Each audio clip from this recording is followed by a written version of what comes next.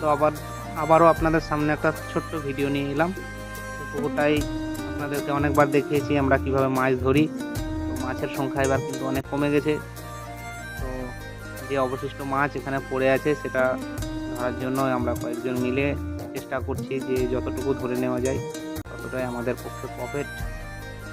তো আমরা সবাই মিলে মাছ ধরার চেষ্টা করছি। প্রথমবার জাল টানলাম, প্রথমবার জালেই কিন্তু বেশ কিছু মাছ উঠে এলো, আপনার ভিডিওতে অবশ্যই দেখতে পাচ্ছেন। এবং সেই মাছগুলোকে তাড়াতাড়ি আমরা ধরেও নিলাম। কিছু মাছ অন্য পুকুরে ছাড়ার মতো ছিল, সেগুলোকে ধরে অন্য পুকুরে ছেড়েও দেওয়া হলো। যেহেতু সেগুলো কাতলা মাছের ছা, ছোটো ছোটো, সেগুলোকে অন্য পুকুরে ফেললাম।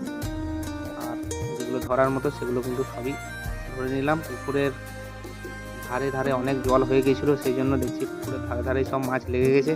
এগুলো কিন্তু সব হাতেই ধরেছে মাছ। আমিও একটু চেষ্টা করলাম, কিন্তু আমি সেরকমভাবে ধরতে পারিনি।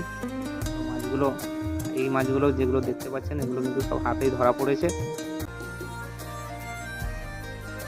ভিডিওটাই অবশ্যই কমেন্ট শেয়ার করবেন, আমাদেরও অবশ্যই ভালো লাগবে ভিডিও করতে। তো দেখাতে পাচ্ছি আপনাদেরকে হাতের মধ্যেও ধরা যায় মাছ। যেহেতু যান বাঁচানোর জন্য সেগুলো পিছন দিকে চলে এসেছিলো, ওনার দিকে চলে এসেছিলো, আমরা জালের মধ্যে এগুলোকে ধরতে পারছিলাম না। এগুলো কিন্তু সবই হাতে ধরা যাচ্ছিলো এই মাছগুলো, দেখাতে পাচ্ছি ভিডিওতে। আমরা তার জন্য আর একবার জাল টানলাম, দেখলাম যে তাতেও কিছু মাছ উঠে এলো। আমরা দুবারই জালটা টেনেছিলাম।